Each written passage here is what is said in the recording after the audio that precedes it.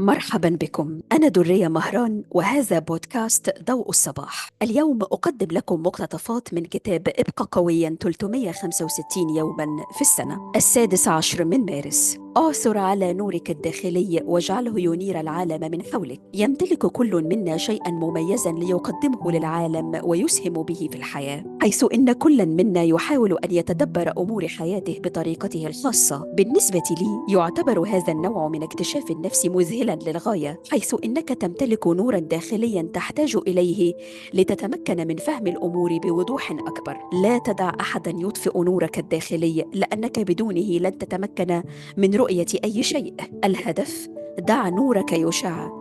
كيف يمكنك أن تكون بمثابة النور الذي يهدي الآخرين؟ أعثر على هذه الإجابة. 17 من مارس. إذا كنت تقضي حياتك بأكملها مطاردا الحفل التالي، فما الذي تهرب منه؟ هناك الكثير من الشخصيات والرموز العظيمة في عالم الموسيقى والثقافة يرغبون في أن يعتقد الناس بأنهم أقوياء وأشداء عن طريق المخدرات وارتياد الحفلات طوال الليل. بالنسبة لي، القوي هو من يحاول علاج مشكلاته ويترك العنان لمشاعره عندما لا يجب أن يهرب منها. مررت بالكثير من الليالي التي لم يهدأ لي فيها بال، لأنني كنت أرغب في الحركة، لأنني وعلى المستوى البدني لا يمكنني أن أستسلم للألم أو أحاول أن أشتت نفسي عن العيش في اللحظة الحالية. الهدف: توقف عن الهروب وابدأ في التعامل مع الحياة وما تحمله من مشكلات. قد يكون الأمر بسهولة عدم ردك على الهاتف عندما لا تشعر بالراحة أو تكون وحيدا. استمع لما يدور بعقلك واحترم الأفكار التي تدور به.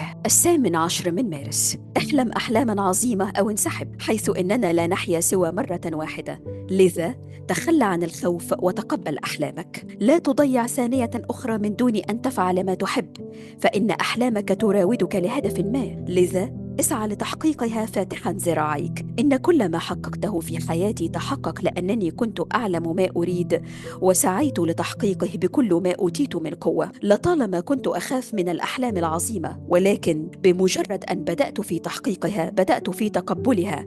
حينها بدأت بدورها في تقبلي. الهدف: دون كل حلم راودك في حياتك، وتذكر أنه لا يوجد حلم أكبر من إمكانياتك. إن العالم بين يديك فاقبض عليه. 19 من مارس. لا تطلق الافتراضات جزافا، بل تشجع لتطرح الأسئلة ولتعبر عما ترغب فيه. تواصل مع الآخرين بأكبر قدر ممكن من الوضوح لتتجنب الفهم الخطأ والحزن والمشاعر العاصفة. عندما تتمكن من هذا ستتمكن من تغيير حياتك بأكملها.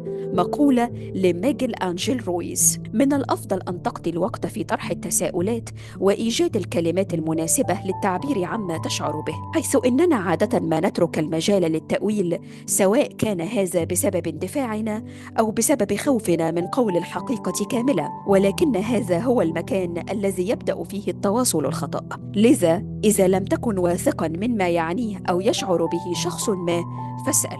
الهدف: متى كانت آخر مرة افترضت فيها أمرا ما وكان خطأ؟ حاول أن تستقصي الحقيقة من دون أن تفترضها. 20 من مارس. ستتعرض دائما للإغراءات والاختبارات لتسلك أسهل طريق للنجاة. دائما ما ستخضع قيمنا للاختبار، وسنخضع للإغراء لسلوك أسهل الطرق للنجاة من خلال الكذب والتحايل والسرقة، لأن هذه الأشياء تبدو أسهل في بعض الأحيان، ولكني أثق بأنها ستلحق بك ضررا كبيرا. لا يمكنني أن أغفل مدى أهمية التأني قبل القيام بأمر قد تندم عليه. لذا لا تستسلم للضغط، ولا تجعل شخصا أيا كان يؤثر على توجهاتك أو أفعالك. الهدف: إذا ما كان أحد أصدقائك أو زملائك يكذب أو يحتال أو يسرق، فمن المهم أن تجعله يعلم أن قيمه لا تتفق مع قيمك، وإلا ستبدأ عاداته السيئة في التأثير عليك.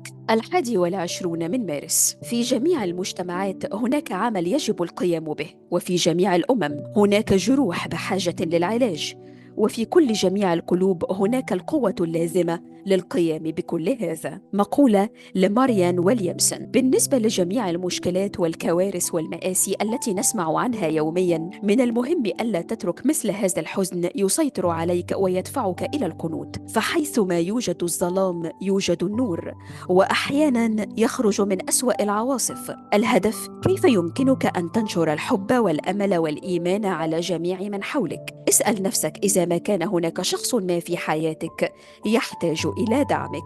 22 من مارس: لا يمكنك أن تعالج مشكلات الآخرين، ولكن يمكنك أن تجلس معهم وأن تشاركهم عبء آلامهم لكي تخفف عنهم. مقولة ليودا بيرغ: في أغلب الأحيان عندما نحاول التخفيف عمن نحبهم، يكون شغلنا الشاغل هو أن نهدئ من آلامهم، حيث إنه من طبيعتنا أن نهب لمساعدة أحبائنا الذين هم بحاجة لمساعدتنا. ولكن هناك مواقف كثيرة يكون من الضروري أن يمر الناس بآلامها حتى يتعلموا منها ويخرجوا منها أقوى من ذي قبل. تذكر ألا تحل مشكلة الشخص الذي يحتاج لمساعدتك، بل هب لمساعدته على إيجاد حل لمشكلته. الهدف: في المرة القادمة التي يمر فيها أحد أحبائك بموقف عصيب، فكر في الطريقة التي يمكنك مساعدته من خلالها، بدلاً من أن تحل المشكلة نيابة عنها. 23 من مارس: لا تحكم على الكتاب من عنوانه.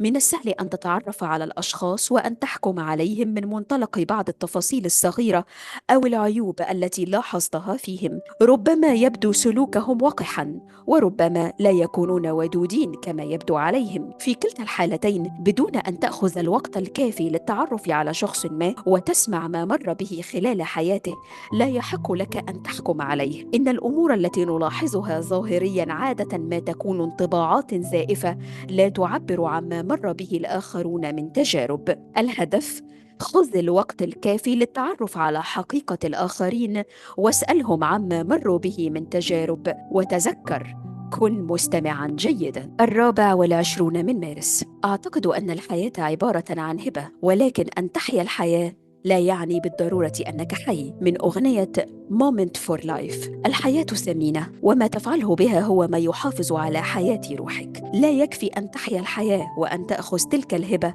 كأمر مسلم به، فإن لكل منا مخاوفه، ولكن كلما عملنا بجد من أجل التغلب عليها، زادت قدرتنا على الاستمتاع بحياتنا. يختلف الخوف باختلاف نظرتنا للحياة أو التجارب التي مررنا بها، فما أزال حتى يومنا هذا تعصف المخاوف بعقلي كلما ركبت سيارة.